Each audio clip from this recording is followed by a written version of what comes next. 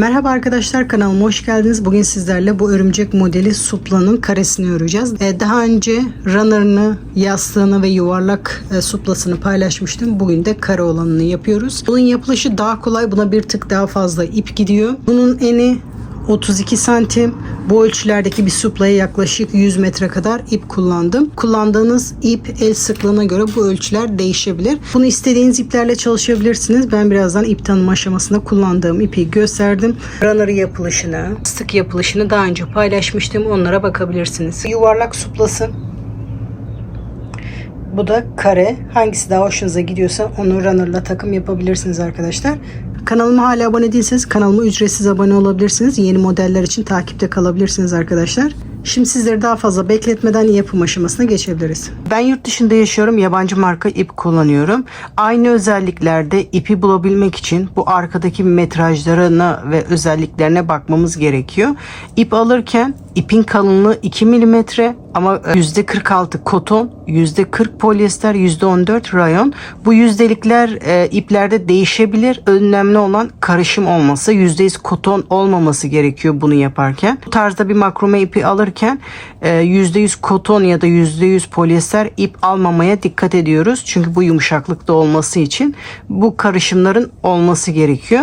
Bir de metrajlarına da bakarsanız aynı kalınlığı rahatlıkla bulabilirsiniz. 250 gramda 250 metre ip var.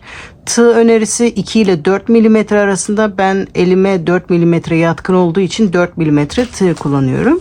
İp alırken bu arkayı muhakkak okuyalım. Bu gramaj ve yüzdeliklere bakarsanız aynı özelliklerde ipi rahatlıkla bulabilirsiniz. Modele sihirli halka yaparak başlıyorum. Bu kısa ipi orta parmağımdan önden arkaya doğru doluyorum. Birleşim noktasından tutuyorum. Bu sardığım ipin arkasından bir tığımı geçirip bu ipi alıyorum. Bu şekilde bir tur çevirdikten sonra bir zincir yapıyorum.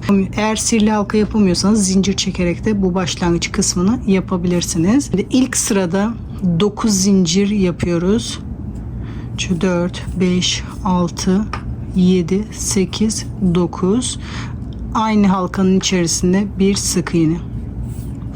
9 zincir. Aynı halka içerisinde bir sık iğne. Bu zincirli kısımlardan toplamda 8 tane olması gerekiyor. Bu şekilde zincirli olarak 7 tane yapacağız. 8.'yi birlikte yapacağız. Aynı işlemi tekrar ediyoruz. 9 zincir.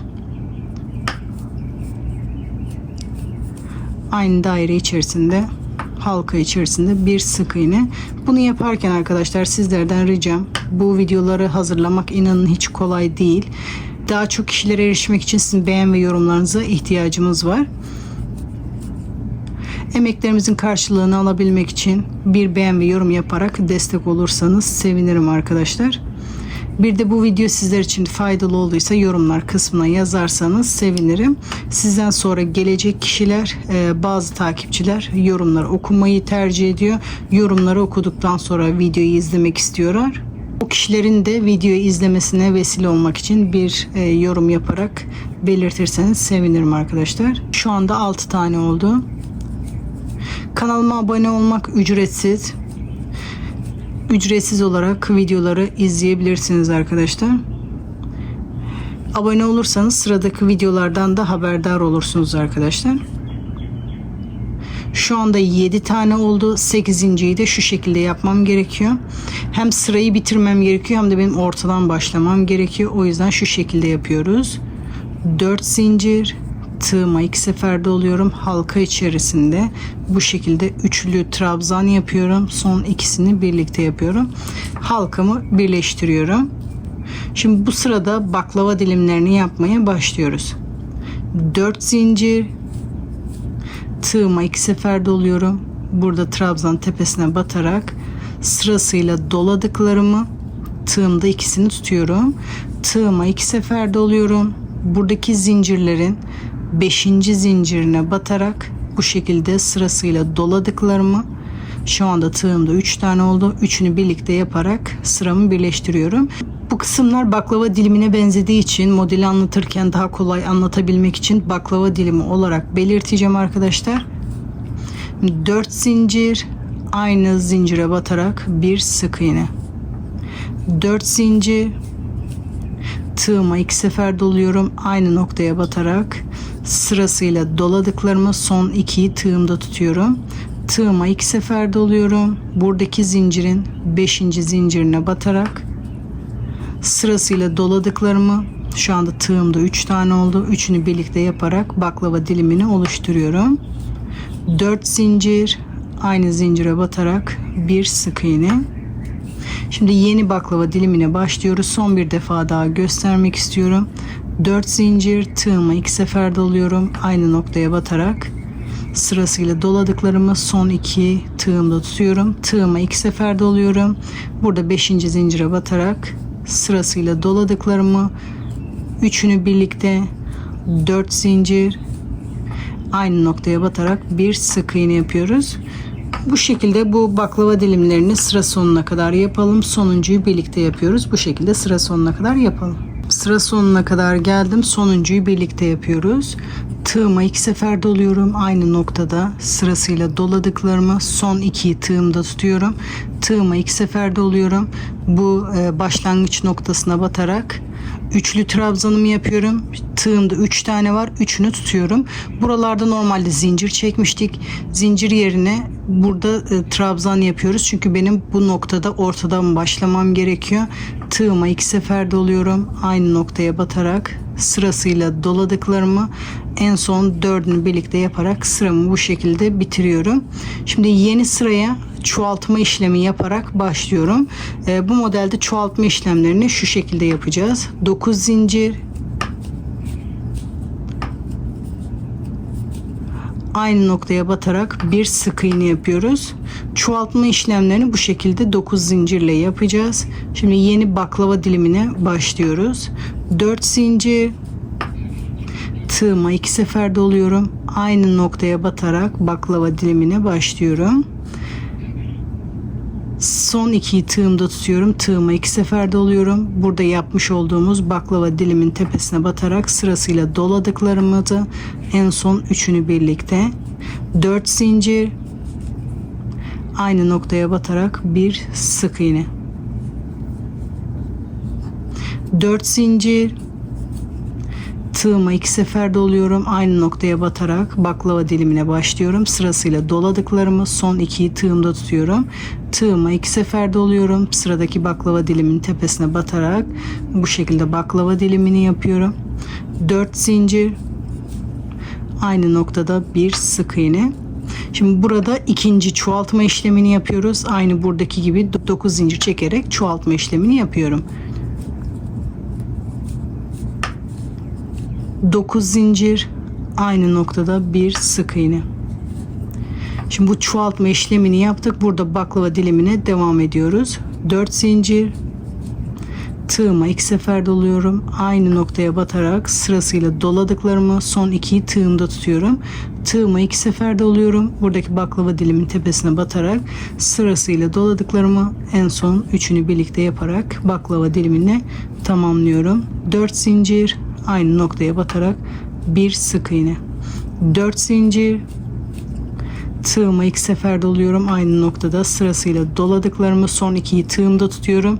Tığıma 2 sefer doluyorum. Burada baklava diliminin tepesine gelerek baklava dilimini oluşturuyorum.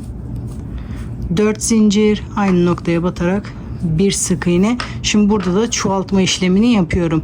Toplamda 4 yerde çoğaltma işlemi yapacağız. Burada 2 tane yaptık. Burada da 1 tane yapıyorum. Diğer çoğaltma işlemini de burada yapacağız. Son bir kez daha çoğaltma işlemini göstermek istiyorum. 9 zincir, aynı noktada bir sık iğne. Bundan sonra baklava dilimini yaparak sıraya devam ediyoruz. Diğer çoğaltma işlemini de burada yapıyoruz. Sıra sonuna kadar yapalım. Sıra sonunda birlikte yapacağız. Şimdi sıra sonuna kadar geldim. Toplamda 4 tane çoğaltma yeri yaptım. Şimdi sıra sonlarını aynı şekilde yapıyoruz. 4 zincir, tığıma 2 sefer doluyorum. Aynı noktada sırasıyla 2 sefer doladıklarımı son 2'yi tığımda tutuyorum. Tığıma 2 sefer doluyorum. Burada başlangıç noktasına batarak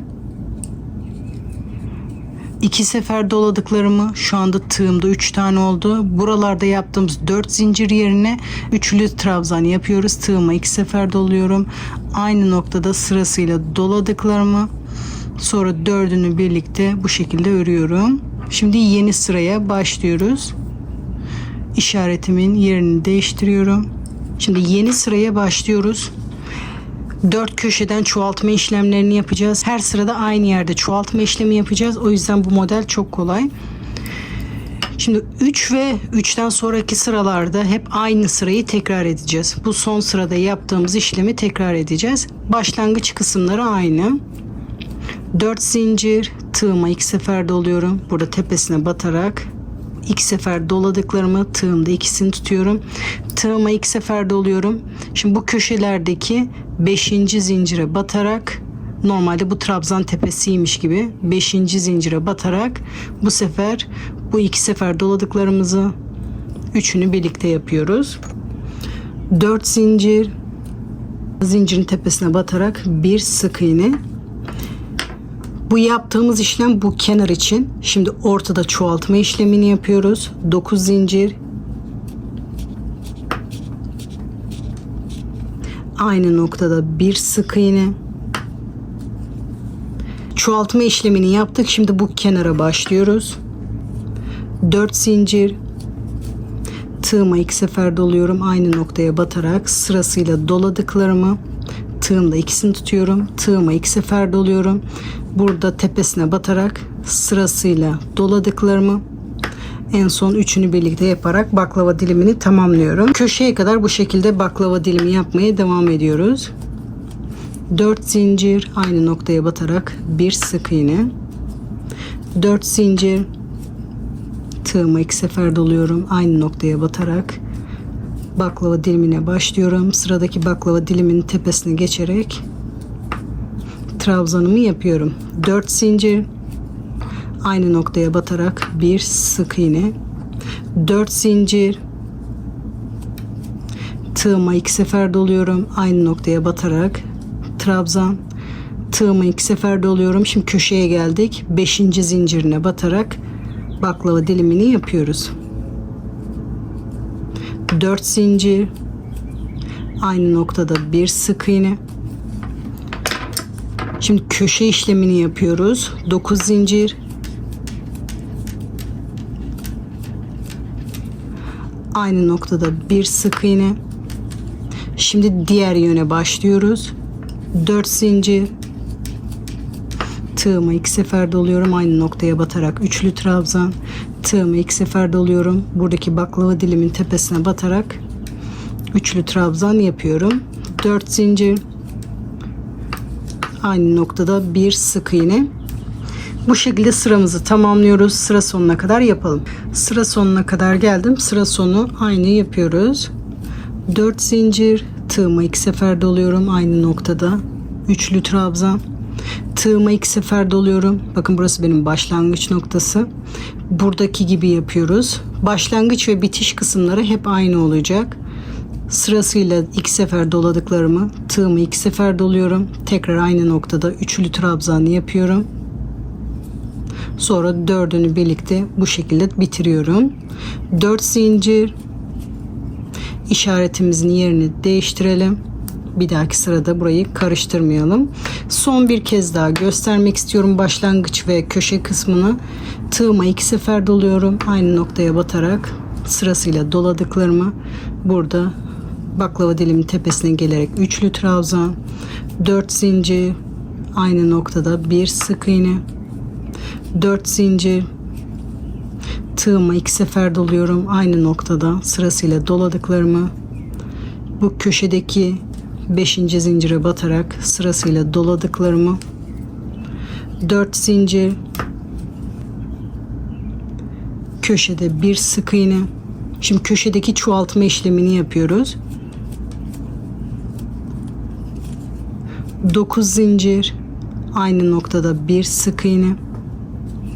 Sonra diğer yöne geçerek burada normal sıraya devam ediyoruz. 4 zincir, tığıma 2 sefer doluyorum. Aynı noktada üçlü trabzan, tığıma 2 sefer doluyorum. Burada baklava dilimin tepesine batarak üçlü trabzan yapıyorum. Bu şekilde sıralara devam ediyoruz.